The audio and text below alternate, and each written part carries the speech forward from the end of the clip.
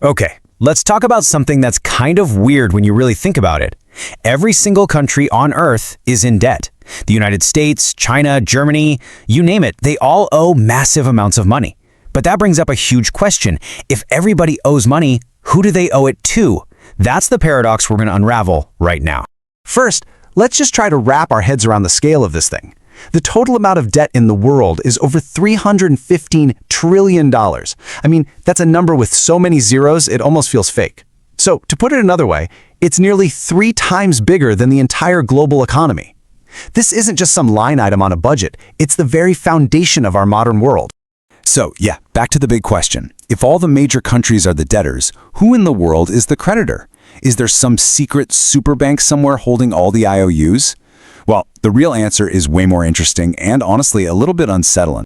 To get to the bottom of who owns all this debt, we actually have to go back in time. We have to understand how this whole system even started. And you know what?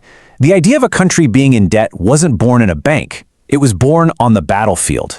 It all kicked off way back in 1694. England was broke and needed cash to fight a war against France. So the king had this revolutionary idea. He went to a bunch of rich merchants and said, "Loan me money now and I'll pay you a steady stream of interest forever, backed by all future taxes." That was it. That was the birth of the government bond. And it changed everything. All of a sudden, being in debt wasn't a sign of failure for a country. It was a sign of power and credibility. The ability to borrow became the ability to rule. Okay, so with that little history lesson in mind, let's jump back to today and start unmasking these mystery creditors. And there's no better place to start than with the world's biggest debtor, the United States. You might be surprised where the answer leads. So here's the first big reveal. Who holds most of America's debt? Well, it's Americans. About 2/3 of it is owned right at home by U.S. banks, by your pension fund, by insurance companies, and even by the U.S. Central Bank, the Federal Reserve. It's this giant circular system where a country, for the most part, owes money to itself. All right, but what about that other third, the part owned by other countries? We've all heard the story that China basically owns America, right? Well, if you look at the actual data, that's not really true. The biggest foreign holder of U.S. debt is Japan. And China, they hold only about 2% of the total debt. So the whole idea that one country is pulling all the strings, it's mostly a myth.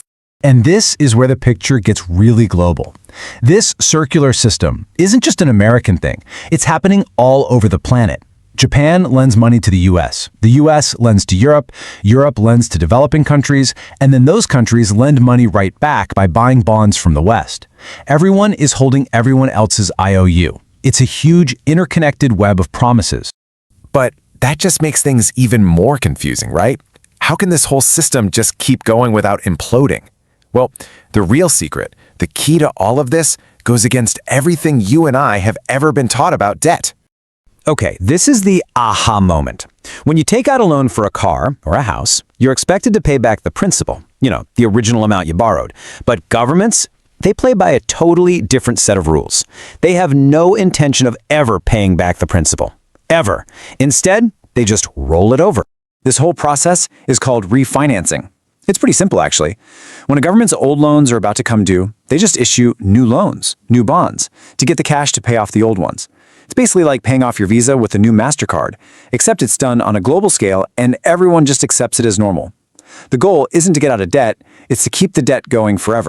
I love this metaphor because it's perfect. The whole system is like a shark. It has to keep moving forward or it dies. And what keeps it moving? Not the promise of repayment, but the confidence that governments will always be able to pay the interest on their loans. The principal amount almost doesn't matter. The entire thing runs on pure belief. And here's the biggest twist of all. Government debt, like a U.S. Treasury bond, isn't seen as a risky liability. It's actually considered the safest, most reliable financial asset on the planet. Pension funds, central banks, big corporations, they all park their money in government bonds because they're seen as rock solid. Here's the crazy part. If the U.S. government actually paid off all of its debt tomorrow, it would destroy the world's most trusted asset and probably trigger a complete global economic meltdown. So this system of perpetual debt works beautifully, right up until the moment it doesn't. Because it all hangs by a single thread, trust. So what happens when that trust starts to snap? Well, the consequences aren't just numbers on a screen. They are painfully real. And we've seen this happen time and time again. Look at Greece back in 2010. Investors suddenly lost confidence, triggering a debt crisis that led to brutal austerity measures and crushed an entire generation. Look at Argentina, where constant defaults have turned debt into a national nightmare. Or just recently in Sri Lanka, where they couldn't pay the interest on their loans and it led to fuel shortages and the total collapse of their government. That is the very real human price you pay when belief in the system breaks. And there's another hidden cost here. Remember when we said we owe it to ourselves? Well, that's not the full story. The interest on all this debt is paid for by taxpayers, everyday people. But where does that money go? It flows upward to the wealthy people and giant institutions that own the bonds. So this whole system acts as a massive engine for transferring wealth from the general population to the very top, driving inequality on a global scale. So at the end of the day, this is the truth of it. When you hear politicians talking about paying down the debt, most of the time they're selling a fantasy. The real plan was never to get to zero. The plan is to manage the debt, to keep the interest payments flowing, and above all else, to make sure the world keeps believing in the promise. Which brings us to one last pretty heavy question. This entire $315 trillion global structure is a closed loop. It's built on nothing more than our collective trust that the checks will keep coming even if the original loan is never, ever repaid. But we know trust is a fragile thing. So what happens to all of us if that trust ever breaks on a truly global scale?